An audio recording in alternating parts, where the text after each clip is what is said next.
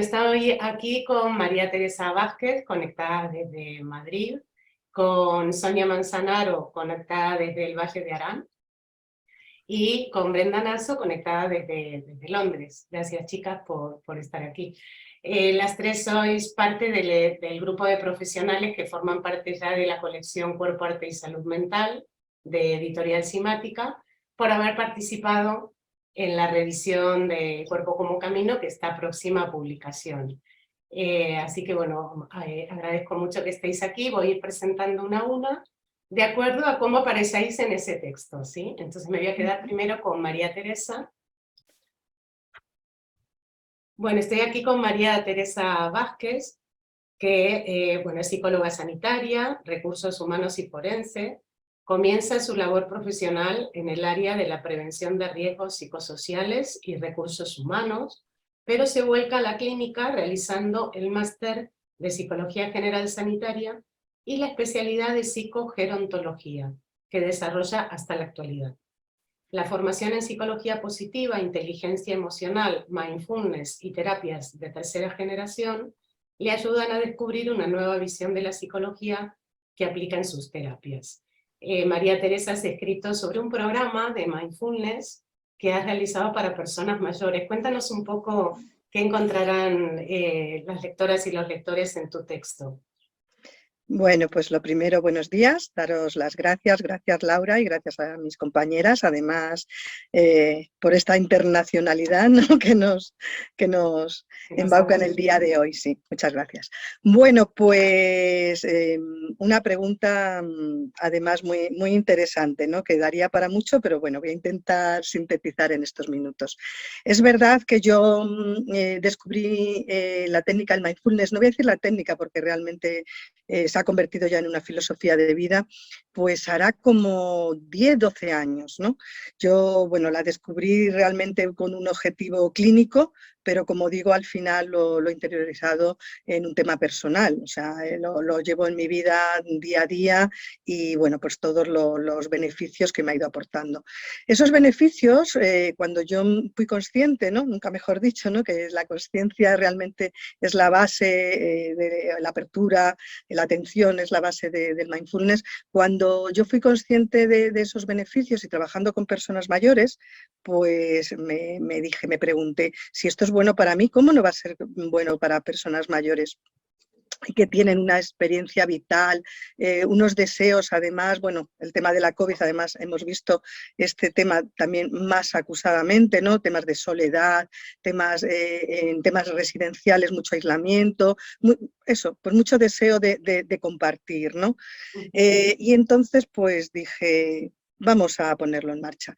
Es verdad que antes de llegar al programa que integro y que he divulgado, que he puesto en manos de Laura y que ha sido para mí un placer ponerlo en el libro tan bonito, realmente tuve que validarlo científicamente. Esto no es decir, venga, cojo aquí unas ideas de un lado, de otro, venga, y las ponemos en marcha y todo vale. No, tuve que validarlo científicamente en base a unas variables, como fueron efectivamente resiliencia, bienestar subjetivo y ansiedad y estrés. Los datos fueron muy exitosos y a partir de ahí, bueno, pues el programa, una vez validado, ha sido divulgado en revistas científicas y puesto en marcha en diversos cursos y, como digo, pues puesto a disposición de Laura.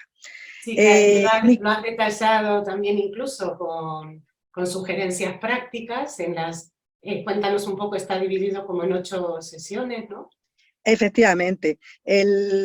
Como digo, es un programa muy dinámico, transversal, bueno, que tiene como digo, su trabajo hasta que llegó pues eso, a validarse, ¿no? Como estamos diciendo científicamente, a tener esos objetivos que se planteaban, ¿no? A tenerlos. Son 8 talleres, el programa, o bueno, la conjunción de las técnicas son 8 talleres. Se dice que 8 porque ya ahí las personas ya hemos interiorizado o hemos quizá cultivado esa semillita, ¿no? de práctica. Y realmente lo que se trata es el tema de pensamientos y estrés, el tema tema de la atención, que es básico en mindfulness. Mindfulness es una conexión al cuerpo a través de la apertura de la atención y la conciencia. Y para las personas mayores, qué importante, ¿no?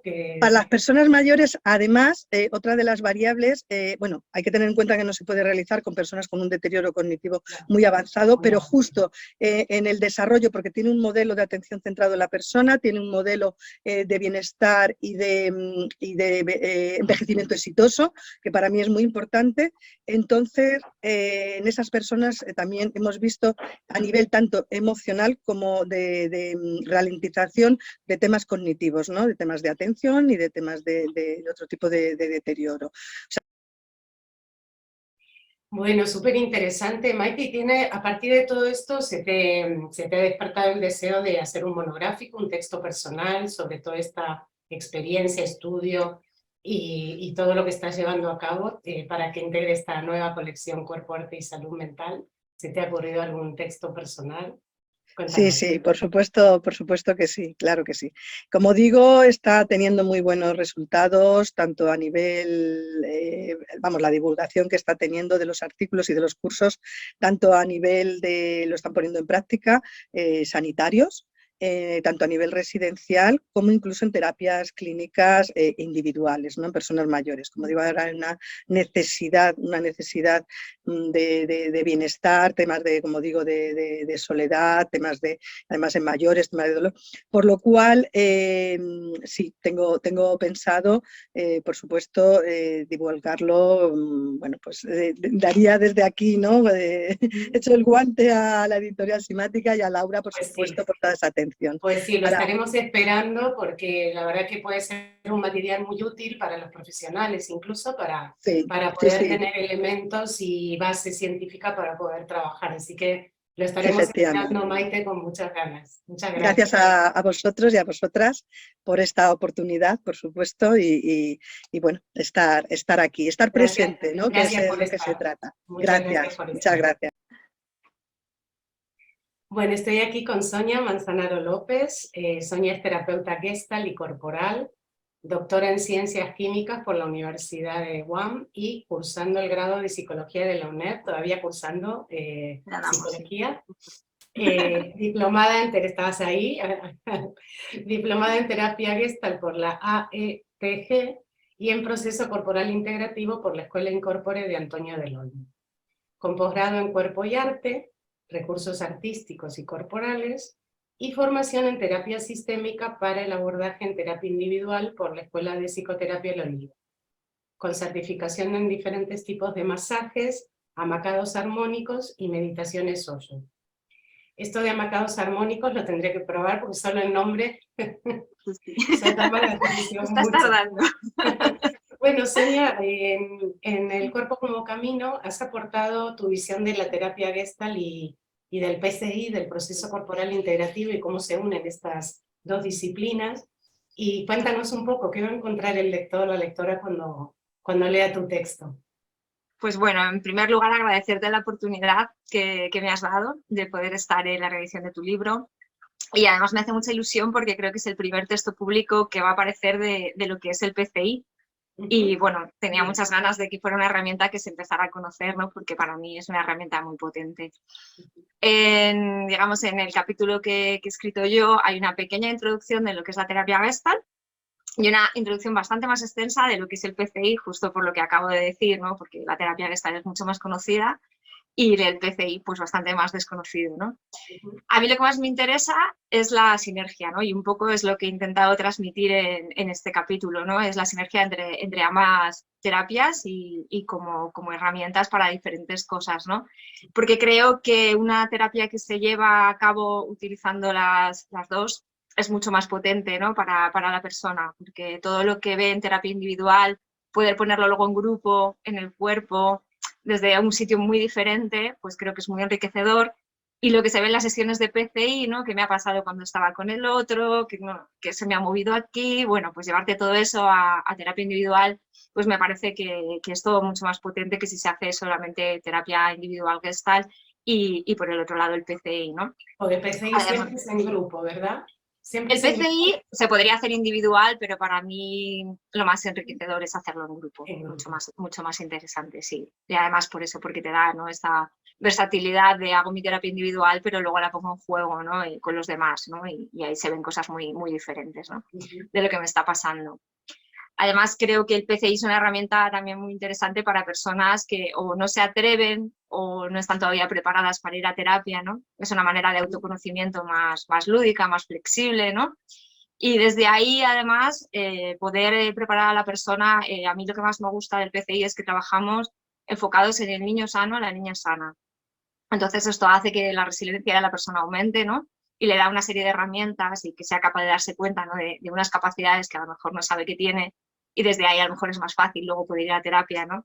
Y cuando llegue la parte de niño herido o niña herida, pues bueno, la capacidad que tiene la persona, claro, lo va a afrontar de una manera bastante diferente. Entonces, para además, mí eso Sonia, además de esa parte más teórica donde explica maravillosamente como una síntesis fantástica de lo que se puede encontrar, ¿no?, de estas disciplinas y técnicas, pero además aportas un ejemplo concreto, ¿no? Al final, en el capítulo más de la parte práctica, nos das también algunas herramientas que tienen que ver con la música. Cuéntanos. Claro, para mí esta es la parte, digamos, lúdica, que no quiere decir que no sea profunda, porque para mí es muy profunda, ¿no?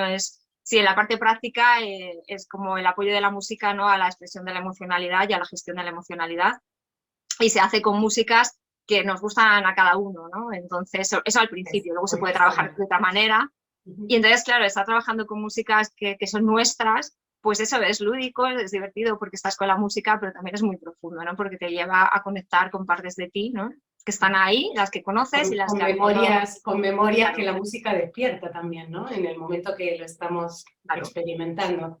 Así la que biografía musical es muchísimas gracias por ese aporte también concreto y práctico para que la gente pueda un poco explorar y ver qué le pasa, ¿no? Bueno, yo lo hice personalmente y para mí fue muy enriquecedor y por eso lo he querido un poco compartir, ¿no?, desde ahí. Y bueno, y luego ya, digamos, por último, también me gustaría aportar en relación a tu último libro, ¿no?, en donde hablas del vínculo del cuerpo y la terapia, ¿no? El cuerpo en el vínculo terapéutico. Sí, en realidad el cómo también el PCI es una herramienta para los que nos dedicamos a ayudar a los demás, ¿no? Porque bueno, hay varios motivos. Uno, el poder soltar, ¿no?, todo eso que también cargamos, que también somos personas, ¿no?, como cuentas tú en el libro, poder soltar todo esto, vaciarnos, ¿no?, y también seguir conociéndonos, porque para mí el autoconocimiento es un trabajo de toda la vida. De toda la vida. Claro, entonces desde ahí creo que también podemos dar como un trabajo más bonito, ¿no?, para la gente que acompañamos, ¿no? Y a partir de esto, ¿se te ha ocurrido algún texto monográfico que integre la colección? ¿Has pensado escribir algo tuyo propio, digamos, aparte del cuerpo como camino? ¿Algún texto personal? Bueno, digamos que me han surgido dos ideas, que no va a ser que las vaya a escribir ni mañana ni pasado. ¿No importa? Son las Una ideas importantes. Una bastante relacionada con lo que un poco ya has hecho tú, porque serían herramientas psicocorporales, yo diría, para problemas de la vida cotidiana o algo así.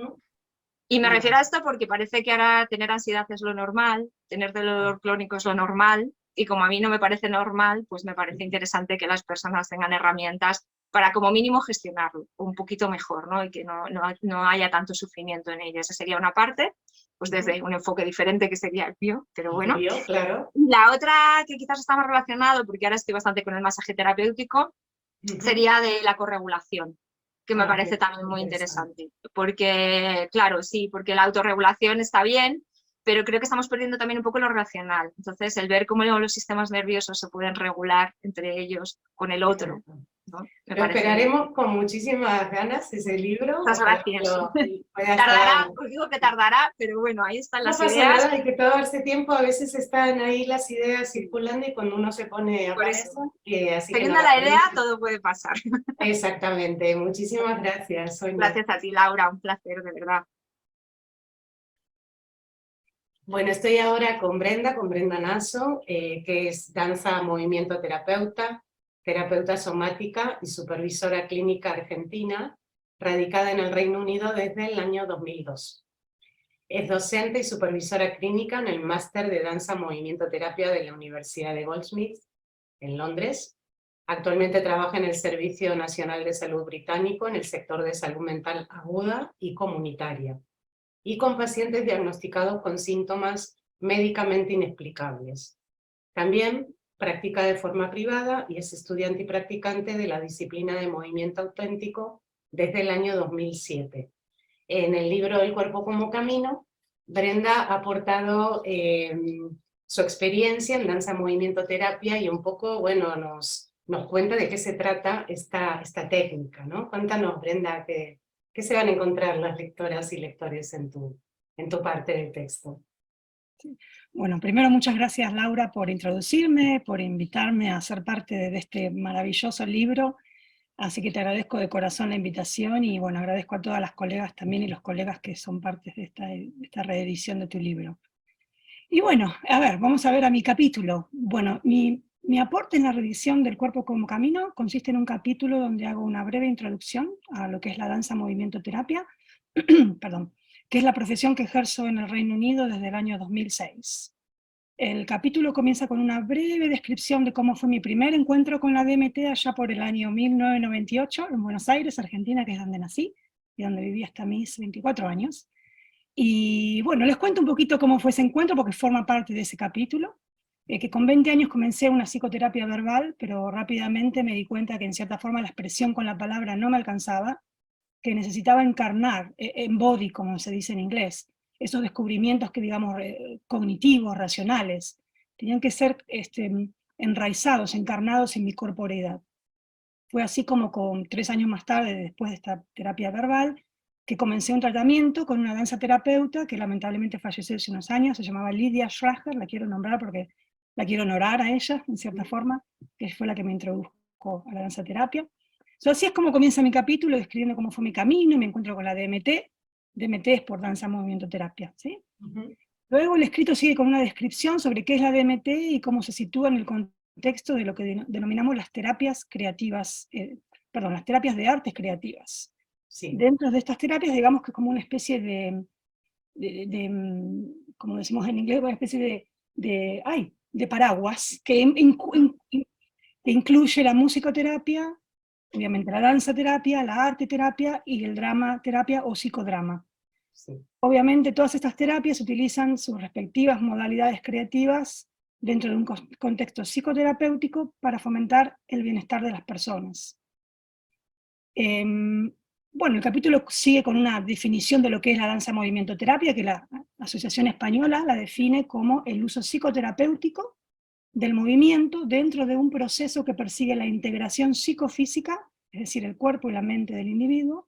Se caracteriza por el uso que hace del medio y del proceso artístico por el medio de la danza y el movimiento espontáneo expresivo para ayudar a abordar los conflictos emocionales o psicológicos de las personas. Hay ciertas palabras claves en esta definición de las que ahondo un poquito en el capítulo, que son los principios básicos de la DMT, digamos la concepción del cuerpo-mente, el proceso creativo que se genera en la danza y el movimiento expresivo espontáneo, y el marco psicoterapéutico relacional que ocurre entre la terapeuta y el paciente, la paciente o los pacientes, porque trabajamos mucho en grupo en la danza terapia. Ya los lectores van a poder leer la parte tuya y ahondar en esto, lo que ilumina un poco de qué se trata, pero además das como 2 ejemplos concretos, ¿verdad? Exactamente, doy 2 ejemplos concretos, que bueno, hay muchas herramientas en la DMT, que obviamente las herramientas son comunes con otras terapias psicocorporales, pero me voy a enfocar en 2 en el capítulo, que es la empatía kinestética y el uso de la metáfora y el simbolismo en la DMT. Y ahí doy dos ejemplos. Uno, la empatía kinestética la doy por lo que llamamos la técnica del espejamiento, que es cuando la psicoterapeuta, digamos, espeja un aspecto del movimiento o de la postura de la paciente, y ahí en el libro, bueno, lo tienen que leer, el capítulo, pero describo un ejemplo bastante sensible, digamos, bastante profundo, de cómo una paciente que estaba extremadamente psicótica, no verbal, completamente aislada, cómo por una relación de espejamiento conmigo pudo reconectar por momentos con una afuera de ella. Con el afuera, ¿no? Sí. Súper interesante. Sí. Y el segundo ejemplo también es sobre cómo utilizamos el cuerpo, los movimientos, los símbolos y las metáforas, y muy brevemente el ejemplo es en un contexto grupal para mujeres que sufren de problemas psicosomáticos. Y bueno, esta paciente tenía una mitad, es una migrante que fue, digamos, vino del sudeste asiático a Inglaterra para casarse con un señor que no conocía, y bueno, está como exhibida en dos. Lo peculiar de esta persona es que había la parte derecha de su cuerpo que tenía muy poca movilidad, pero la parte izquierda estaba completamente en movilidad normal. Y cómo con un proceso de investigar un movimiento empezó a hacer conexiones entre su realidad, su excisión física, de la derecha a la izquierda de su cuerpo, y su excisión como migrante, ¿no? Digamos, Cultural, ¿no? exacto, y cómo se No lo sentía cuentes tanto en porque dos. no hagas spoiler, porque es súper interesante ver cómo tú vas manejando esa lectura que haces sobre esta persona y cómo la ayudas a integrar, ¿no? A través del movimiento. Eso lo van a poder ver. Y a partir de aquí, Brenda, tienes pensado, me parece, escribir un propio texto, ¿verdad? Sí, me Para toda gustaría, por esta el momento estoy experiencia. pensando, sí, perdón por interrumpir. Por el Bueno, momento lo que más me interesaría es editar, probablemente, porque la danza terapia hay muchísimo escrito en inglés, ujú. hay en español también, gracias a algunas colegas que residen en España, pero me parece que necesitamos más divulgación. Así que mi idea sería por ahí editar un libro, donde digamos, se cubra un poco la danza terapia en contextos más tradicionales, como psicoterapéuticos, pero también, perdón, also, es el inglés que a veces se me va, Sí, pero no. también como en el contexto comunitario, como por ejemplo en Latinoamérica, también las herramientas de la danza terapia se utilizan de otra forma. Tengo colegas que trabajan en Colombia en procesos de paz, y cómo utilizan las herramientas de En la otros danza terapia. contextos, ¿no? En otros Sí, contextos que no son solo exacto. terapéuticos, pero aunque funcionen de manera terapéutica a nivel social, probablemente. Exactamente, ese es mi deseo, pero bueno, como dijo una colega anteriormente, como dijo la colega Sonia, va a tomar tiempo. Que todo el tiempo del mundo, que la verdad que es un libro que me parece que va a ser muy importante para ampliar todos estos conceptos y generar, bueno, en la gente interés en probar, ¿no? Y en experimentar, que es al final todas estas técnicas, lo que cuando más se entienden es cuando se encarnan, como decías al principio, ¿no? Claro. Hacerlas cuerpo. Entonces, bueno, bienvenido sea, ojalá que lo tengamos en la colección por parte de Salud Mental y muchísimas gracias, No, Brenda. gracias a vos, gracias a todas, un placer estar acá y un placer